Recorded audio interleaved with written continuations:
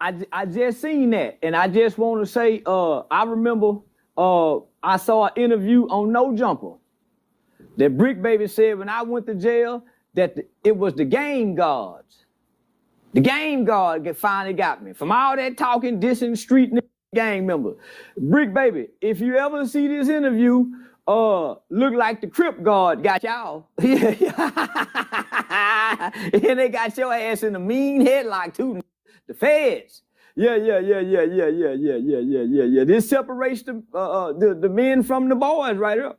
Yeah. This separate the men from the boys. I just had some pending state charges. And like the old told me, nigga, you can buy state charges all day long. They just want some money out your ass. But when the feds come get you, they don't want no money. They want your ass or some information. One or the other. But they want something. So they don't want no money. They got all the money in the world. They make money. So yeah, the feds want your ass or some information. Speaking of the feds, man, I woke up 3 days ago. I seen a video, never seen before video. I think you were 16 in this footage. It looked like somebody did their homework, but this was never seen before in the public manner. I don't think nobody did their homework. Somebody within the government system released that.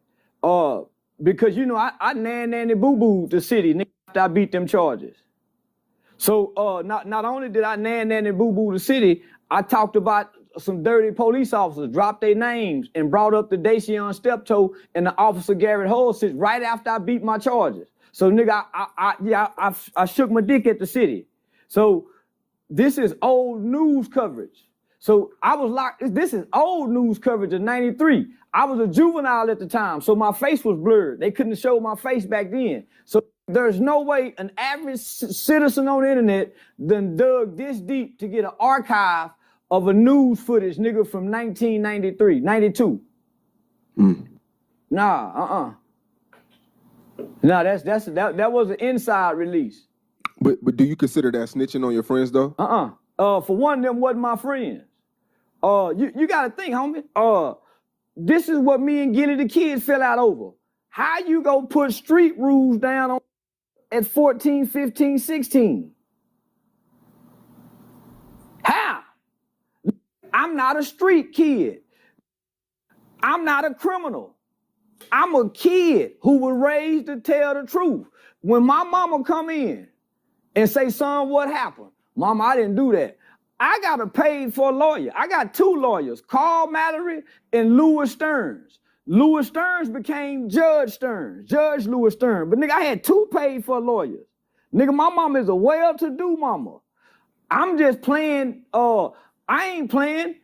I'm an adolescent going through an adolescent stage of rebelliousness. Ain't no street. Hell yeah, I'm gonna tell on you. I've been telling since I was a little bitty boy.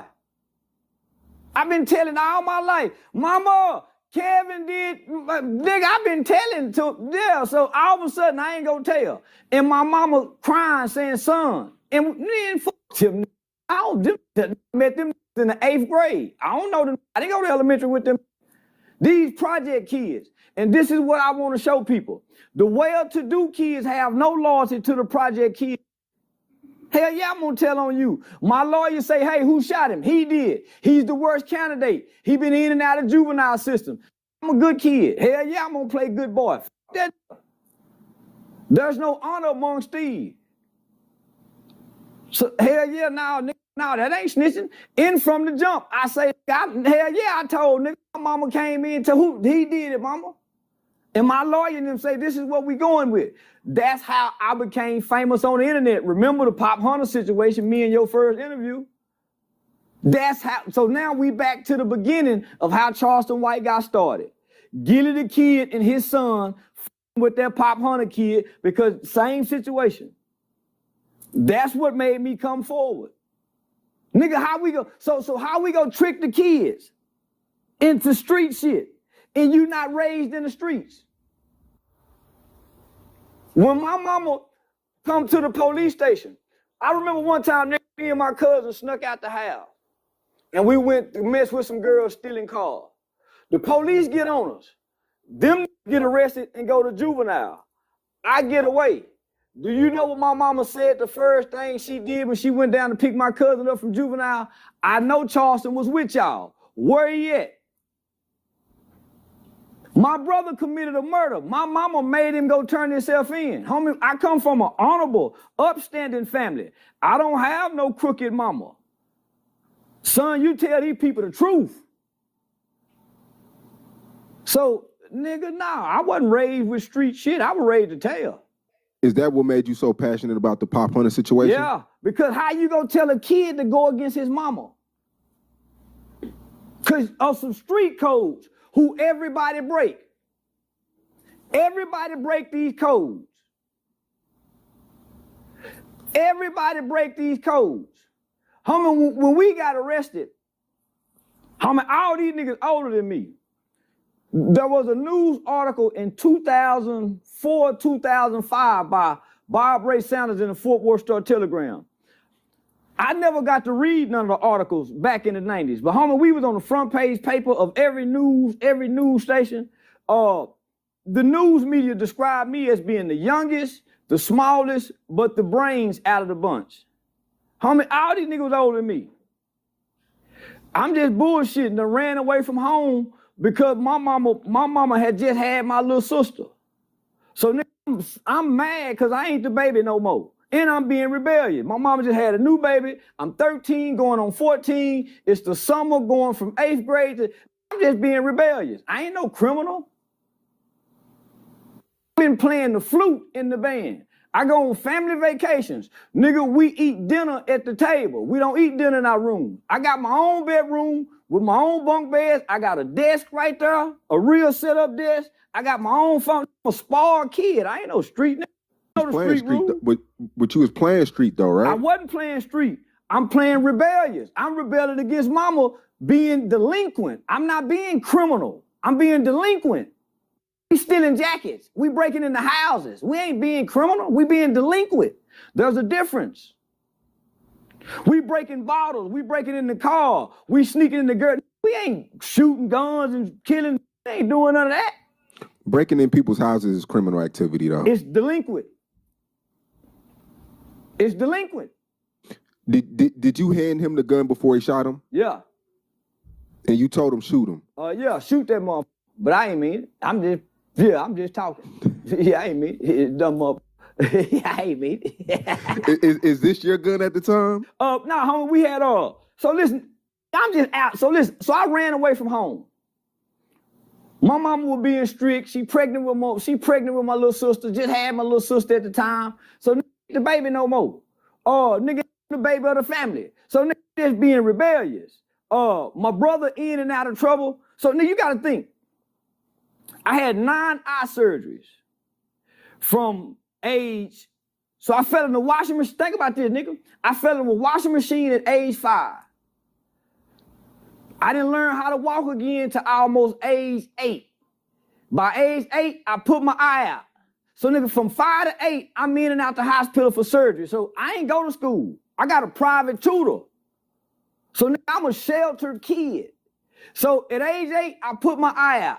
So from 8 to 12, I had 9 eye surgeries before having my eye removed. So I ain't playing outside. I ain't playing sports. In and out the hospital. So by the time I get into 6th grade, I get my eye removed. Now I got a prosthetic eye.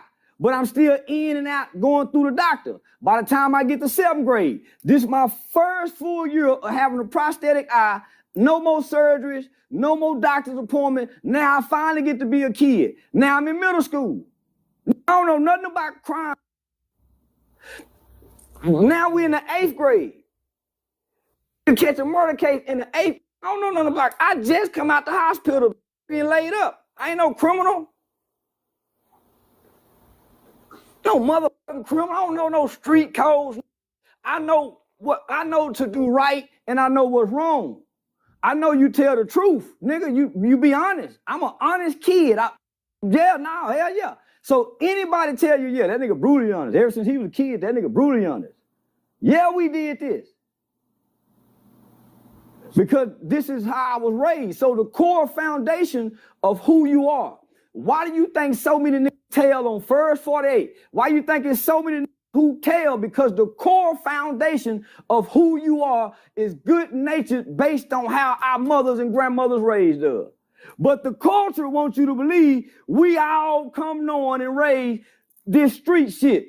Why you think so many snitch? Because the core foundation of how they was raised is to tell the truth.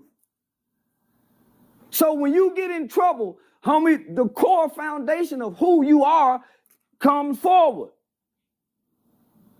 So here we are, we done committed a murder, broad daylight at the mall. Broad daylight during school hours. There was a girl by the name of Ursula who was at the mall at the time, her and her mom. That's how they identified us. Ursula went to school with us. So that's how we get identified. They go to the school, get the yearbooks, and then I got our pictures. I come up with a plan after the murder. I tell my partner DJ. Now DJ 15 at the time. DJ was a good kid, never been in trouble, only child. Nigga worked at Red Lobster, good played sports and fuck with hoes.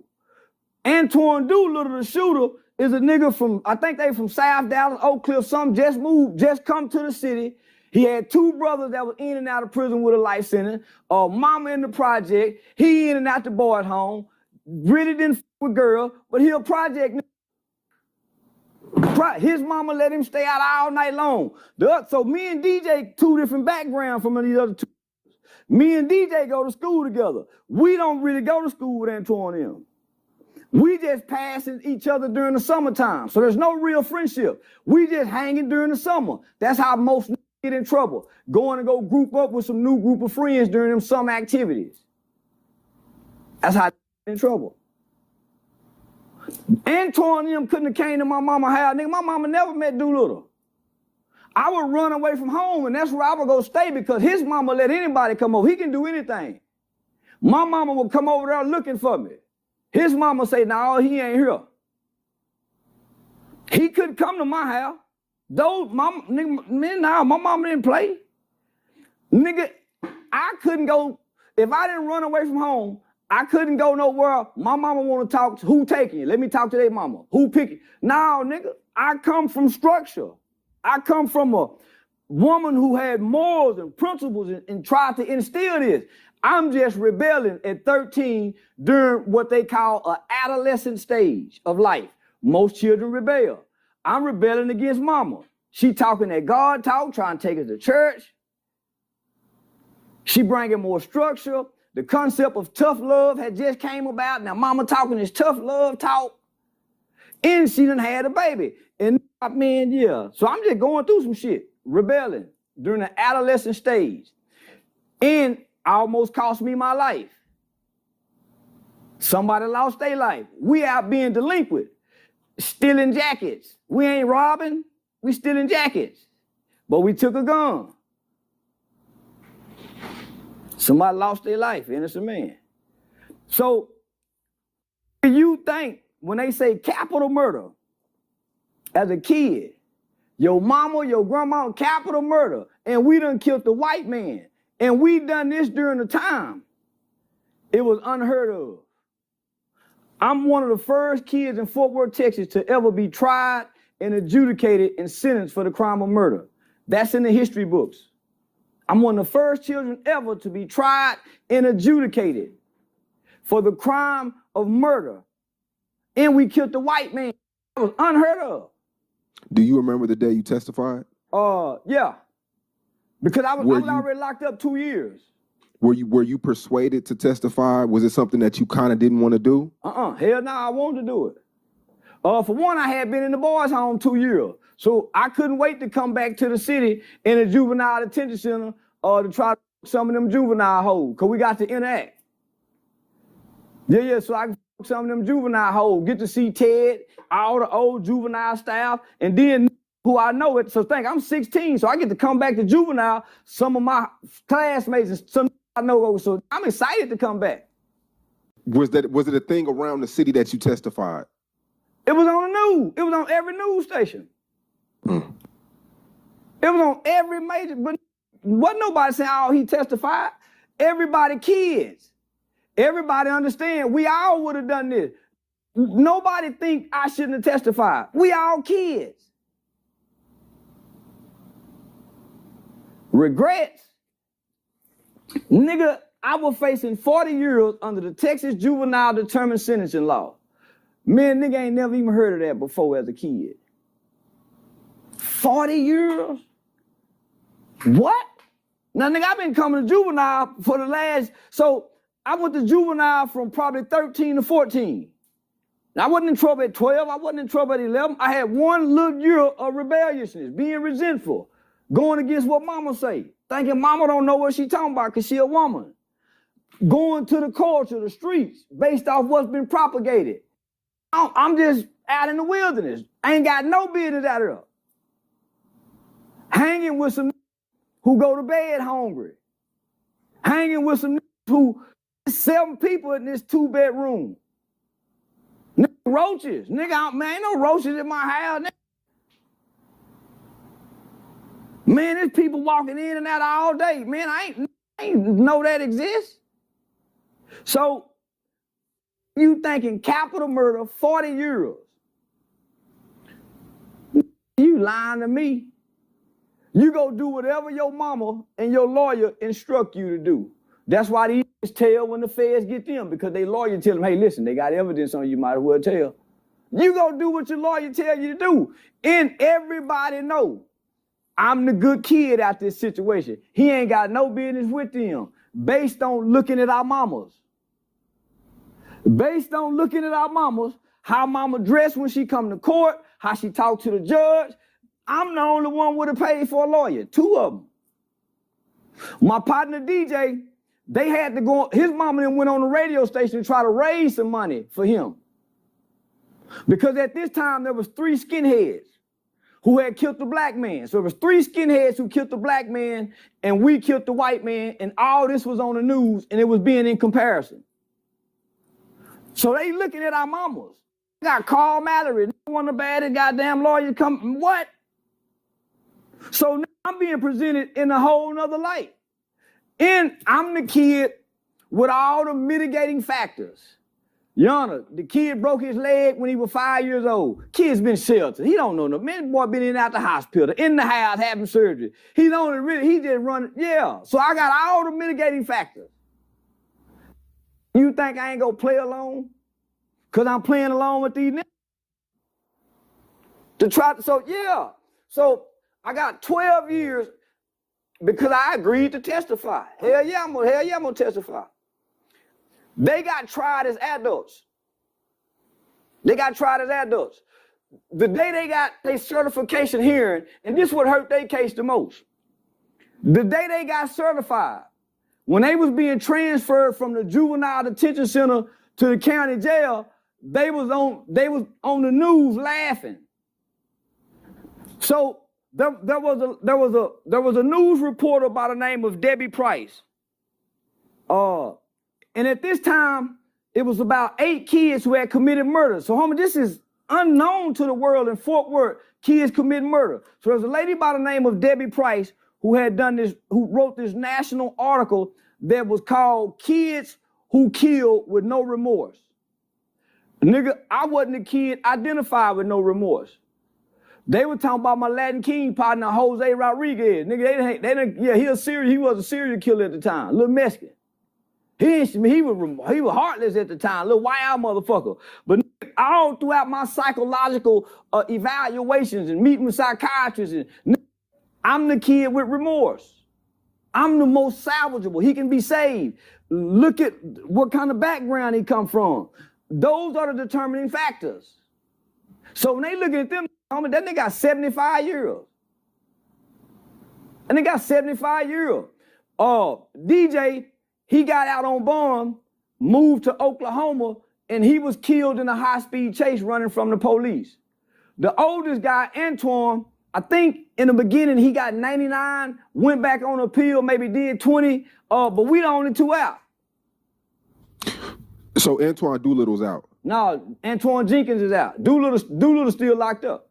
So how true is it that, because I seen this shit on WAC 100 YouTube page or whatever, how true is it that every time a parole bond hearing comes up, you come up there and tell them, no, you still fear for your life. Why would You I don't be want them to fearing get for my out. life? Listen, homie, the Texas Department of Parole Division don't give a damn about your co-actors or co-defendants coming to say something. They care about what your victims say. We had a very forgiving victim family. Nigga, I got to meet my victim family. Very loving, forgiving family. They forgave us. They not protesting his release. You think I'm going back 30 years ago, my nigga? 30 years? You talking about 1991. Nigga, I don't even know when he come up for parole. You think I'm keeping up with that nigga parole date? I don't give a fuck about that. Have you talked to Doolittle ever since? He called me about 2-3 years ago. How'd it go? Man, we been taught. Nigga want to be friends. Nigga break after them years. He wish he would have told. Because when you kill somebody and you don't tell the reason why you did it, you don't give, they think you heartless. Oh, you don't want to talk to the police. You heartless. So they're gonna sentence you accordingly because the police got the ball at the beginning of the case. And what they write and jot down based off their perception is passed on to the district attorney's office. The district attorney's office goes soup up what the police done put on you. So this got a lengthy juvenile record. So he's the most likely candidate that we punish more severely. He's already showing the signs of a career criminal. Me and DJ ain't got no signs of a career criminal. Big Twan and Lil Twan do. Based off the family environment and structure that they come from and where they live. So my lawyer give me a 12-year sentence. And if I wouldn't have talked to the police, I got probation. But because I talked to so when the police get a bunch of, they've been doing the investigation, they get a bunch of, homie, they profile each, which one you think is more likely to talk? That good kid right there. So they come get me. So hell yeah, I told it.